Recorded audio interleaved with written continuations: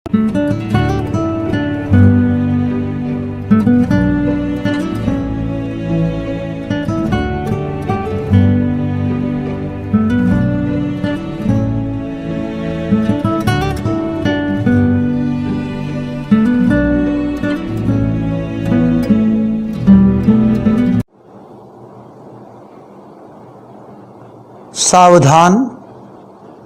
तन्मयता, स्थिरता, एकाग्रता परमेष्ठी के पावन स्मरण के साथ प्रारंभ करते हैं। ओम ह्रीं नमो अरहंताणं। ओम ह्रीं नमो सिद्धाणं। ओम ह्रीं नमो आयर्याणं। ओम ह्रीं नमो उवज्झायाणं। ओम ह्रीं नमो लोये सव्यसाहूर्णम्।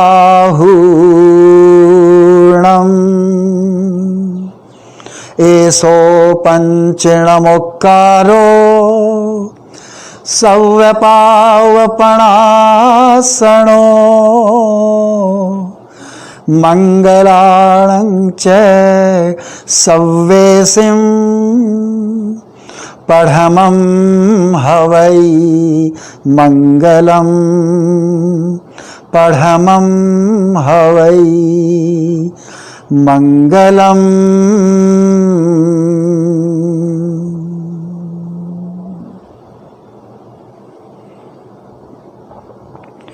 तीर्थंकर प्रभु महावीर के चरणों में भक्ति भाव से वंदना। तीर्थंकर के प्रतिनिधि, परम आराध्य, परम पूज्य, अनंत आस्था के केंद्र पूज्य गुरुदेव के सुपावन चरणों में भक्ति भाव से वंदना। सभी चारित्र आत्माओं के चरणों में भक्ति पूर्वक नमन वंदन। अखिल भारतीय तेरा पंथ युवक परिषद और समण संस्कृति संकाय के आदरणीय सभी पदाधिकारीगण, कार्यकर्तागण और इस कार्यशाला में भाग लेने वाले संभागी बंधुओं बहनों और पूरा श्रावक समाज, सबको आत्मीय भावों से सादर जय जिनेंद्र से अभिवादन करता हूं। परम पूज्य गुरुदेव की असीम कृपा से आज से प्रतिवर्ष की भांति जैन विद्या कार्यशाला का प्रारंभ हो रहा है। मैं मेरा सौभाग्य मानता हूं कि मुझे इस बार इस रूप में इस कार्यशाला से जुड़ने का, संभागी बनने का और परम पूज्य गुरुदेव की कृपा से कुछ सीखने का अवसर प्राप्त हो रहा है। बंधुओं बहनों, पूज्य प्रवर की कृपा से हमारे धर्म संघ में अनेकों कार्यक्रम चलते हैं, अनेकों गतिविधियां, अनेकों आयाम चल रहे हैं और उनमें से चतुर्मास काल के प्रारंभ में जैन विद्या कार्यशालाओं का आयोजन, यह अपने आप में एक महत्वपूर्ण आयाम है।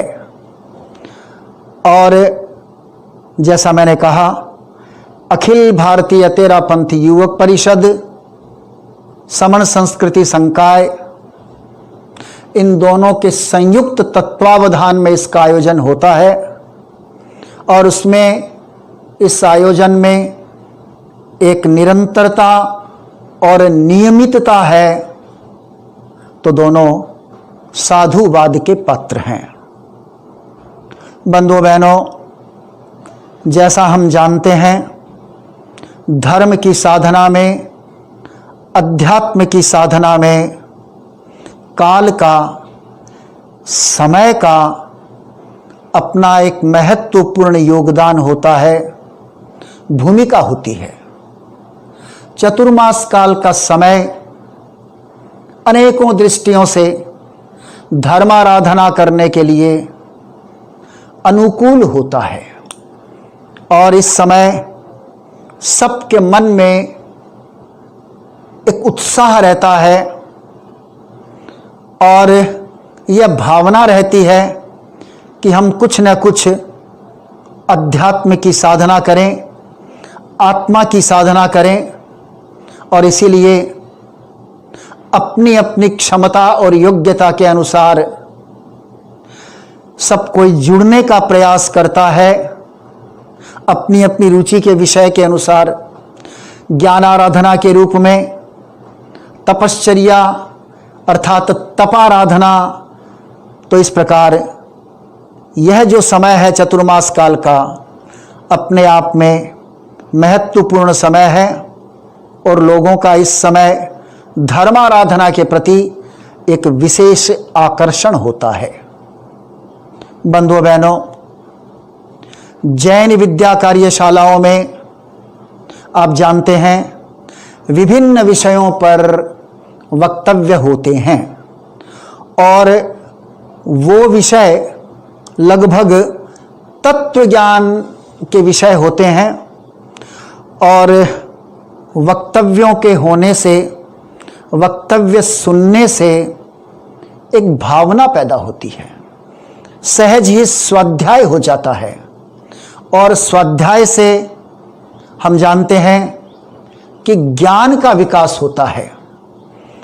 आध्यात्मिक दृष्टि से हमें आगे बढ़ना है, विकास करना है तो ज्ञान तो आवश्यक है। विवेक चेतना का जागरण होता है, विवेक चेतना जागृत होती है।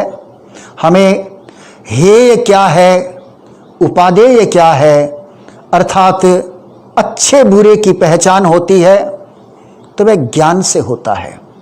और फिर जो आत्म साधना की दृष्टि से हेय है उसे हम छोड़ सकते हैं और जो उपादेय है, ग्रहण करने योग्य है, उसे हम स्वीकार करते हैं, लेते हैं, ग्रहण करते हैं। बंधुओं बहनों, इस प्रकार विवेक चेतना के विकास से आध्यात्मिक विकास का मार्ग हमारा प्रशस्त होता जाता है और जब ये ज्ञान होता है, हमें कुछ समझ होती है, तो फिर हमारे भीतर कहीं न कहीं ये प्रेरणा भी जागती है कि इस ज्ञान को, जो कुछ हमने सीखा, जो कुछ हमने सुना, उसे अपने जीवन में तो उतारें। और ज्ञान का सार भी यही बताया ज्ञानियों ने, हमारे गुरुजनों ने, कि ज्ञान जीवन में उतरना चाहिए, जीवन के आचार में उतरना चाहिए। ज्ञान यह ज्ञान का सार है, वरना यूं तो ज्ञान अच्छा ही है, हम जितना ज्ञान करते हैं वो तो अच्छा ही है, मगर जीवन के व्यवहार में अगर उतरे तो वह ज्ञान और अधिक अच्छा है। तो हमें यह प्रेरणा मिलती है कि हम ज्ञान को अपने जीवन के व्यवहार में उतारें, अर्थात त्याग और संयम का आचरण हमारे जीवन में हो, हमारे संस्कार ऐसे बने। इसी के साथ साथ बंधुओं बहनों, जब हम क्रमशः इस क्रम से गुजरते हैं तो फिर हमारी आस्था पुष्ट होती है।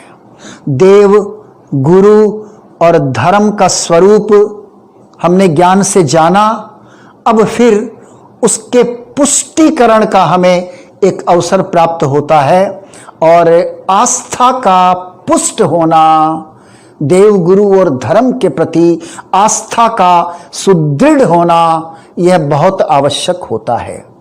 और समय समय पर हमें हमारे गुरुजनों से चारित्रात्माओं से हमें यह प्रेरणा मिलती रहती है कि हम अपनी आस्था को, श्रद्धा को पुष्ट करने के लिए तत्व ज्ञान करें, तत्व ज्ञान का अध्ययन करें, स्वाध्याय करें। अगर तत्व ज्ञान में कुछ परिपक्वता आती है तो उससे आस्था हमारी और अधिक पुष्ट होती है। तो आस्था के पुष्टिकरण के लिए, आस्था के स्थिरीकरण के लिए, आस्था के स्थायित्व के लिए तत्व ज्ञान का आधार बहुत जरूरी होता है।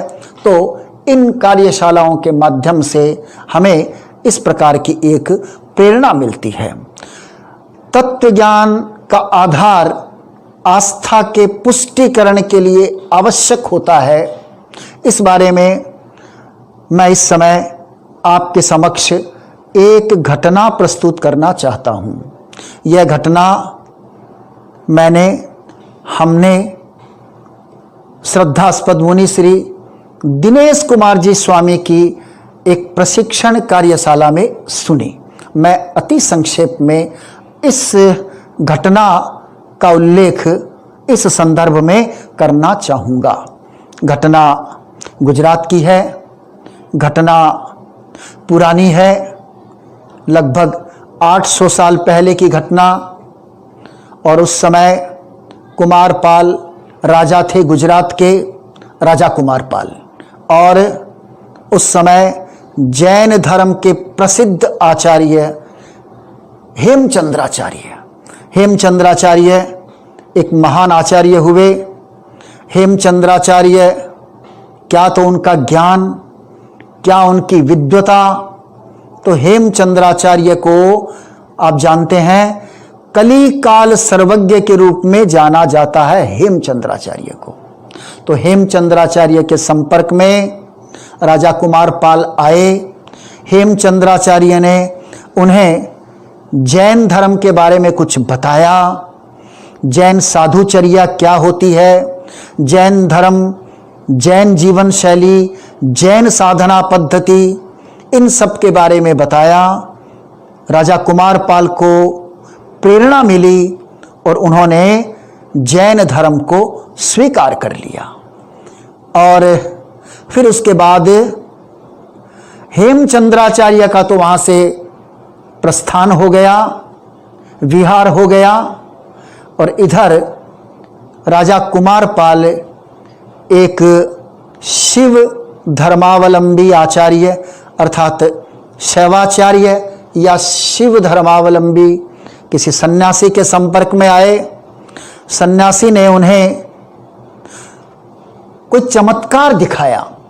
तो राजा कुमारपाल उस चमत्कार से प्रभावित हो गए और उन्होंने शैव धर्म को स्वीकार कर लिया और जैन धर्म को छोड़ दिया।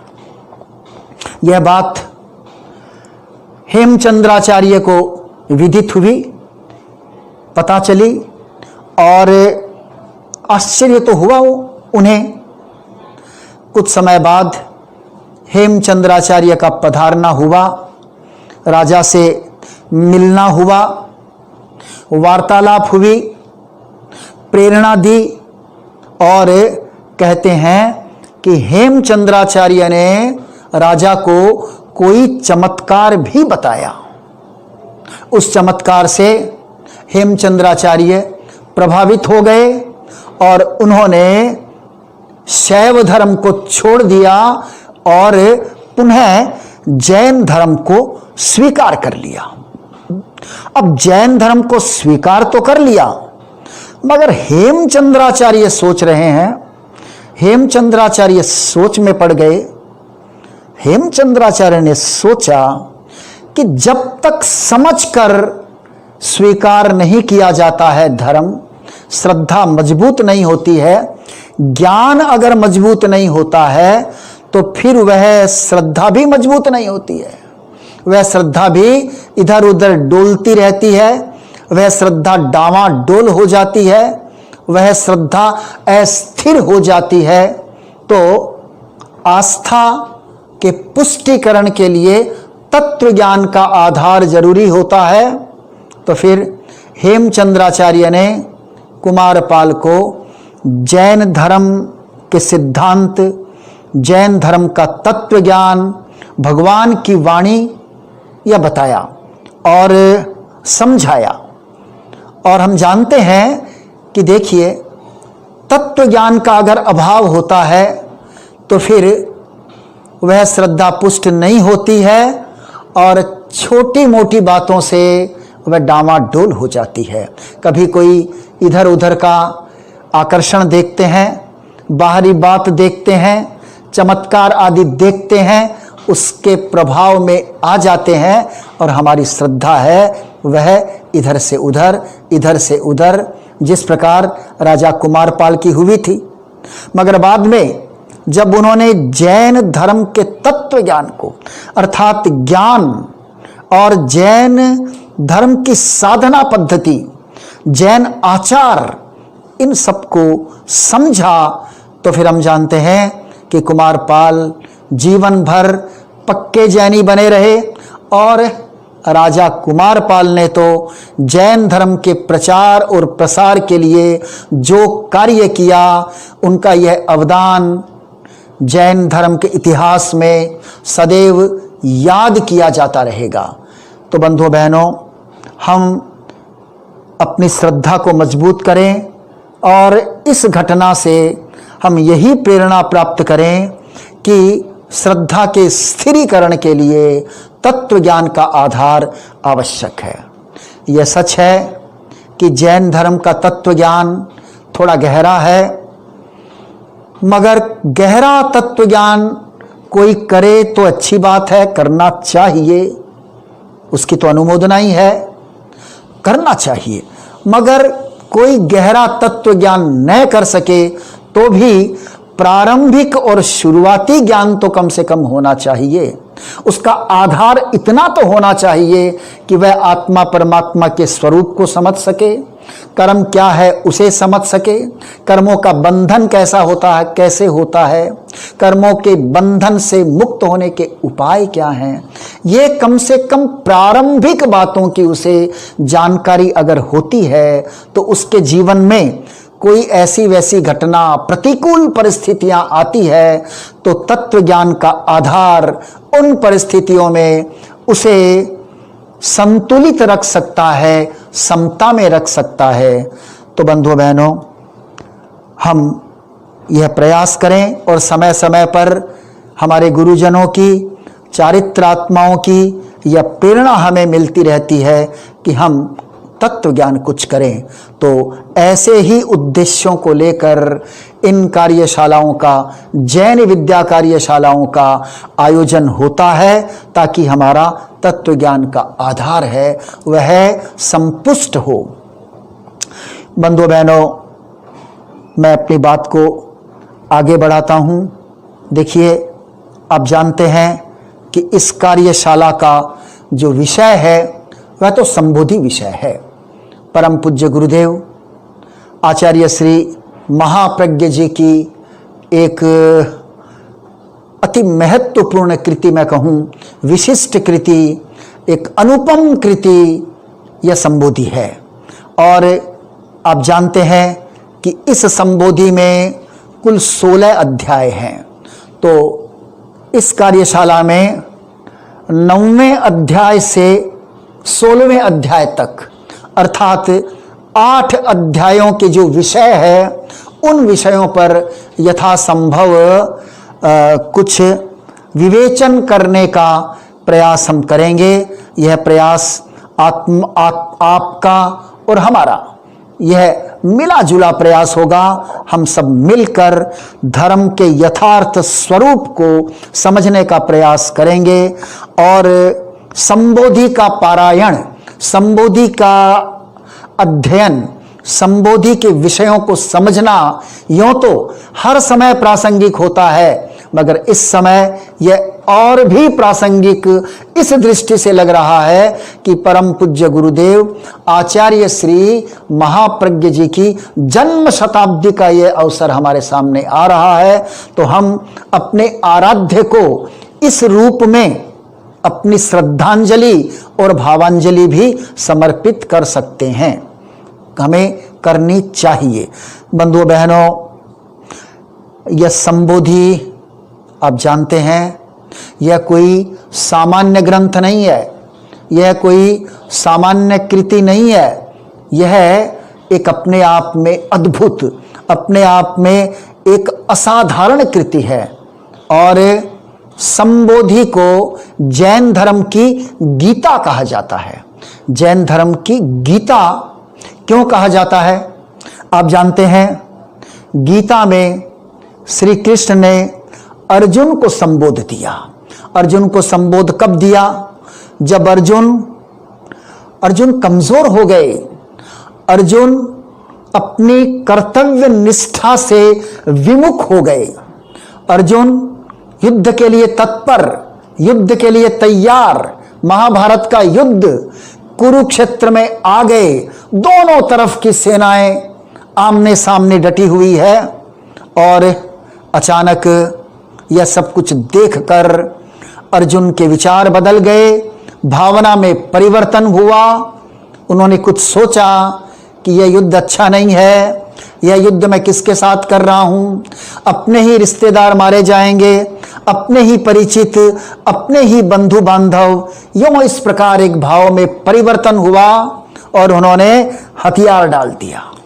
श्री कृष्ण जो कि सारथी थे, उन्होंने अर्जुन को उपदेश दिया, कर्तव्य निष्ठा के प्रति जागरूक किया और अर्जुन ने श्री कृष्ण का उपदेश सुन करके उनकी सुप्त चेतना जागी।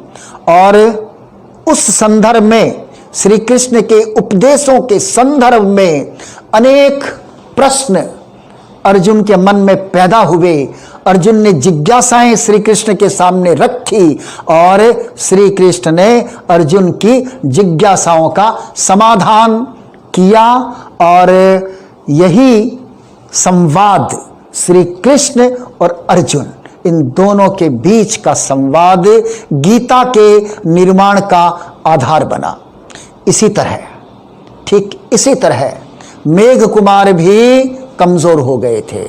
यूं देखें तो दोनों, अर्थात अर्जुन और मेघ कुमार, दोनों ही युद्ध करने के लिए आए थे। मेघ कुमार का युद्ध अपनी आत्मा के साथ था। मेघ कुमार का युद्ध अपनी आत्मा के शत्रुओं को पराजित करने के उद्देश्य से था।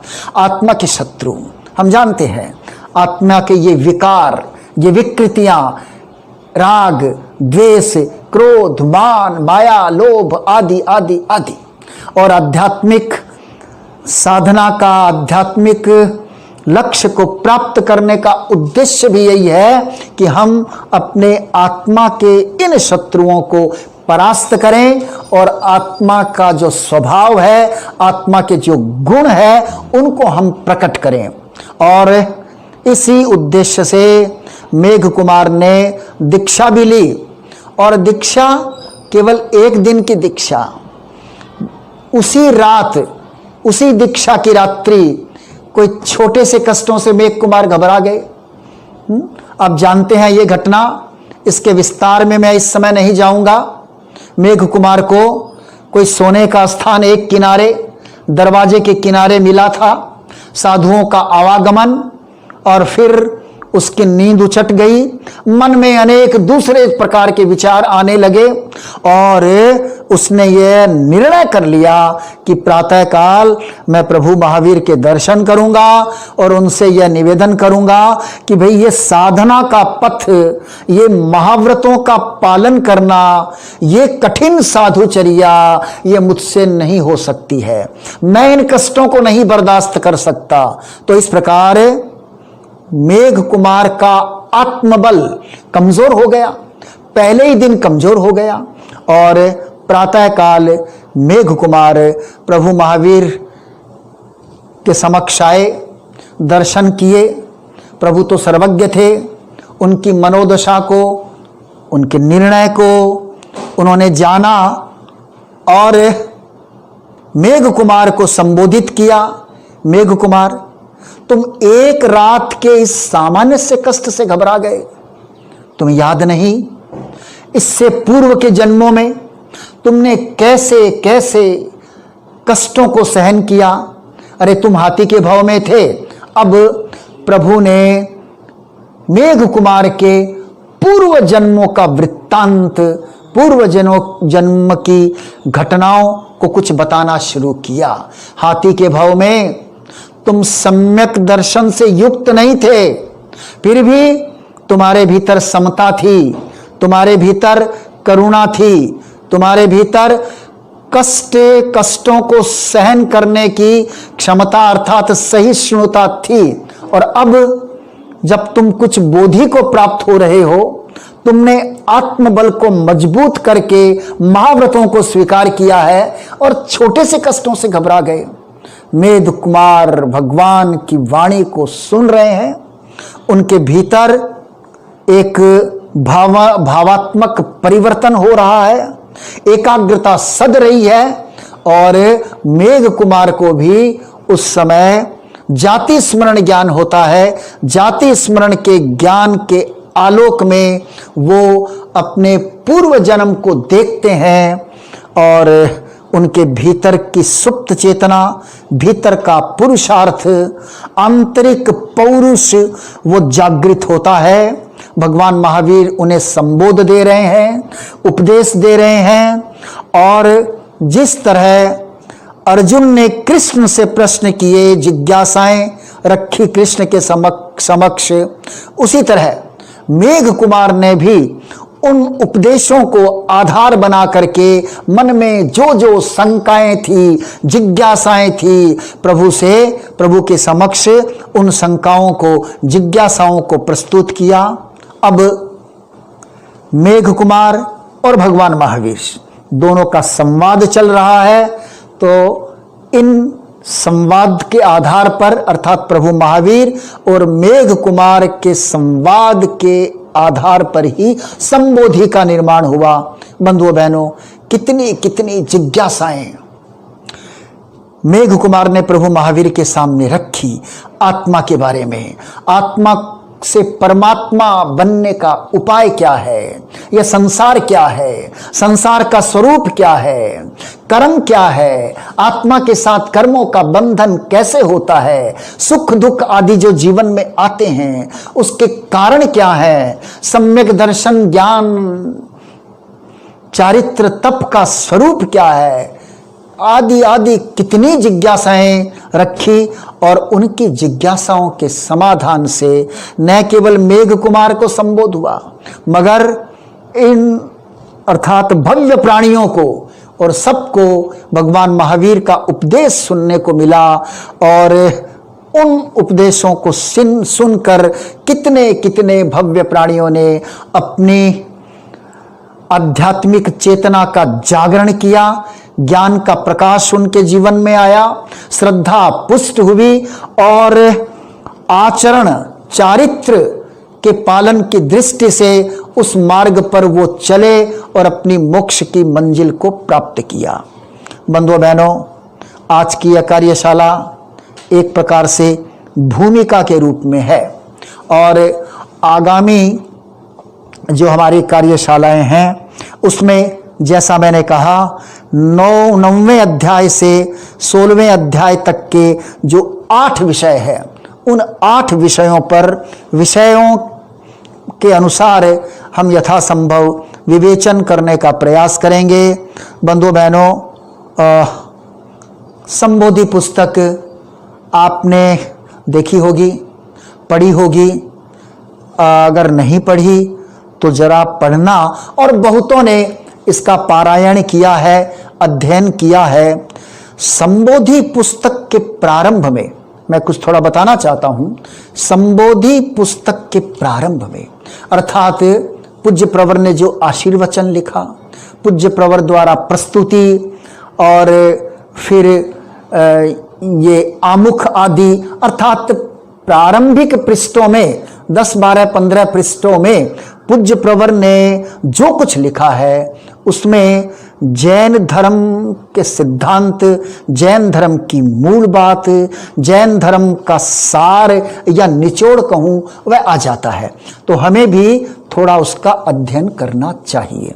इस समय मैं आपके समक्ष उन बातों को जो प्रारंभिक भूमिका में पूज्य गुरुदेव ने लिखी है, उसको यथासंभव संक्षेप में मैं कुछ उसका आधार आगामी कक्षाओं के लिए इस रूप में तैयार करना चाहता हूँ।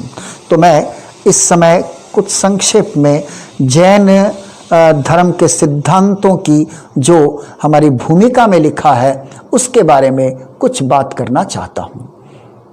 देखिए, यह तो स्पष्ट है कि जैन धर्म आत्मवादी धर्म है। आत्मा ही उसके केंद्र में है, बाकी बहुत सारी चीजें उसकी परिधि में है। तो आत्मा के अस्तित्व को मानने वाला, आत्मा की त्रैकालिक सत्ता को मानने वाला यह जैन धर्म है। जैन धर्म के केंद्र में आत्मा है। तो आत्माओं का न तो कभी जन्म होता है, आप जानते हैं, और आत्माओं की कभी न ही मृत्यु होती है। आत्मा शाश्वत है, आत्माएं अविनाशी है। हाँ, ये जरूर है कि आत्माओं की अवस्थाएं बदलती रहती है। इस अवस्था के बदलाव को हम पर्याय कहते हैं।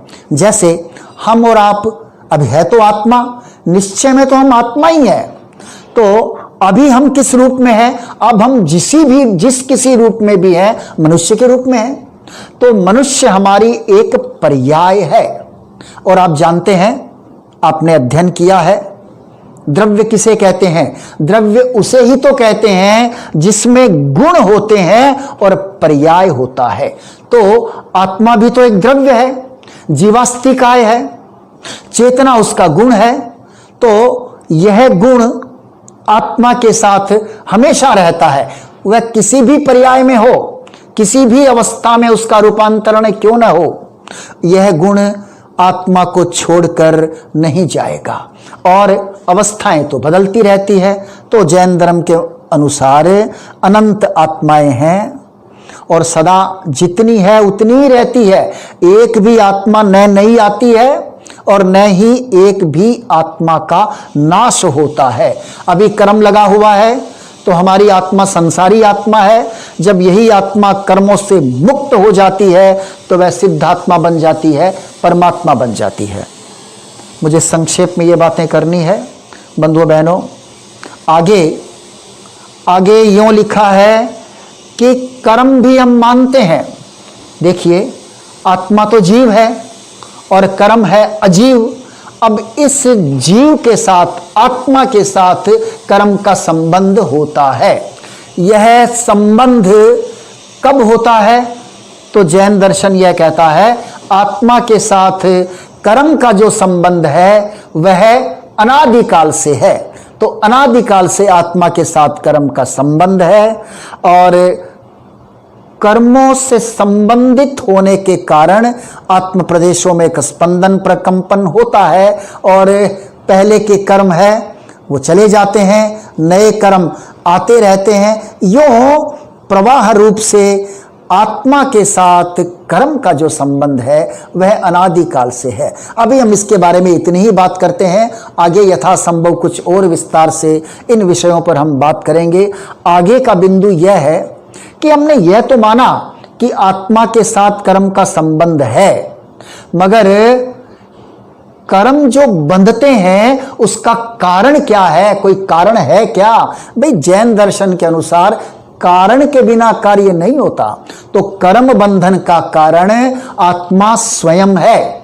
आत्मा जो शुभ अशुभ प्रवृत्ति करती है उस प्रवृत्ति से ये कर्म वर्गणा के पुद्गल ये आकृष्ट होते हैं और आत्म प्रदेशों के साथ में संबंधित हो जाते हैं।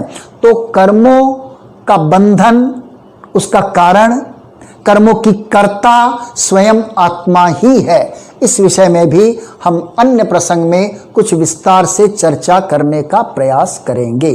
अब मैं आगे की एक बिंदु को लेता हूं और यथासंभव संक्षेप में उसे अभिव्यक्त करने का प्रयास करूंगा। देखिए, याद रखें हम सब कि जैन दर्शन आत्मकर्तृत्ववाद के सिद्धांत को मानने वाला दर्शन है। यह इसका मुख्य सिद्धांत है, यानी आत्मा ही करने वाली, कर्तृत्व का मतलब जो करने वाला, कर्तृत्व का मतलब करने वाला, तो आत्मा ही करने वाली। देखिए, दो विचारधाराएं हैं, एक आत्मकर्तृत्व को मानती है और एक ईश्वर कर्तृत्व को मानती है।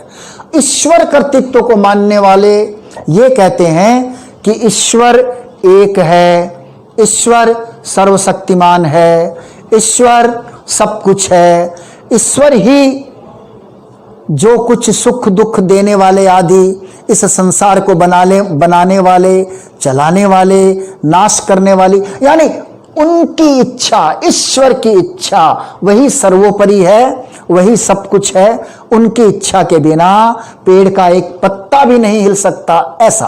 तो एक ईश्वर, एकेश्वरवाद को हम नहीं मानते हैं।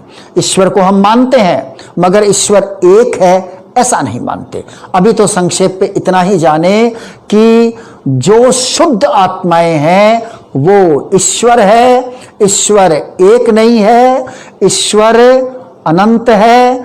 और संक्षेप में ईश्वर के बारे में मैं दो बात और करना चाहूंगा। देखिए, ईश्वर दो प्रकार के होते हैं, एक साकार ईश्वर और दूसरे निराकार ईश्वर। अभी चार घाती कर्मों का जो नाश कर देते हैं, ज्ञानावरणीय, दर्शनावरणीय, मोहनीय और अंतराय, चार घाती कर्मों का नाश कर देते हैं वो साकार ईश्वर। उनके आकार अर्थात शरीर होता है, अभी उनके अघाती कर्म है। और जब यही परमात्माएं, यही साकार ईश्वर और जब इस रूप में जब होते हैं तो वो दुनिया को मोक्ष मार्ग का उपदेश देते हैं। यह बहुत बड़ा उनका एक मार्गदर्शन है, अवदान है भव्य प्राणियों के कल्याण के लिए। तीर्थंकर की वाणी वही आगम वाणी कहलाती है। खैर, तो अभी यही आत्माएं जब अवशिष्ट चार अघाती कर्मों का नाश कर देती है तो फिर वो सिद्ध, बुद्ध, मुक्त हो जाती है। कोई आकार शरीर आदि होता नहीं, वो निराकार ईश्वर है। तो हम संक्षेप में इतना समझें कि एक अपेक्षा से ईश्वर के दो प्रकार, साकार और निराकार। बंधुओं बहनों, मैं अपनी बात को अब प्राय संपन्नता की ओर ले जाता हूं क्योंकि समय हो रहा है। और हमने ये तो जाना कि आत्मा और कर्म का संबंध अनादिकाल से है और हमारा उद्देश्य यह है कि हम कर्मों के बंधनों से मुक्त हों। तो महावीर ने कर्मों के बंधनों से हम मुक्त हो सकते हैं ऐसा बताया, यानी बंधन मुक्ति है, यह बड़ी बात है। बंधनों से मुक्त हुआ जा सकता है। तो भव्य प्राणी अगर सम्यक पुरुषार्थ करे, ज्ञान दर्शन चारित्र तप की आराधना करे, यह मोक्ष का मार्ग बताया है। तो प्रभु महावीर ने, भगवान ने जैन दर्शन बंधनों से मुक्त होने के उपाय भी बताता है। प्रत्येक अध्यात्मनिष्ठ व्यक्ति का यह कर्तव्य है कि वह बंधनों के कारणों को समझे और बंधन मुक्ति के उपाय को समझकर वह उस राह पर, उस मार्ग पर चलने का प्रयास करे। यही ज्ञान की और साधना की मुख्य इसका उद्देश्य है, उसी की निष्पत्ति है, फलश्रुति है कि हम उस दिशा में कुछ आगे बढ़ें। मैं अपनी बात को, अपने वक्तव्य को पूरा करने से पहले इतना स्वीकार करूं बहुत विनय भावों के साथ में कि मैं अल्पज्ञ हूं। मेरे कहने में, बताने में, अभिव्यक्ति में अवश्य ही कुछ त्रुटियां, गलतियां रही है। तो जहां भी त्रुटियां, गलतियां रही है, मैं उसे परिष्कार करने का संशोधन करने का प्रयास तो करूंगा ही, और उसी के साथ साथ उन गलतियों के लिए क्षमा प्रार्थी हूँ, आपसे क्षमत कामना करता हूँ। और मैं सबके प्रति बहुत मंगल भावना अभिव्यक्त करते हुए परम पूज्य गुरुदेव के सुपावन चरणों में पुनः पुनः वंदना करता हूँ। यह सब गुरु की कृपा का ही प्रसाद है कि हम सबको इस रूप में जैन दर्शन को कुछ समझने का, कुछ जानने का और तदनुरूप आचरण करने का हमें कुछ एक अवसर प्राप्त हो रहा है, निमित्त प्राप्त हो रहा है। बंधु बहनों, बस सबके प्रति पुनः पुनः बहुत बहुत मंगल कामनाएं अभिव्यक्त करते हुए इस समय मैं अपने वक्तव्य को विराम देना चाहूँगा। ओम अरहम, ओम अरहम।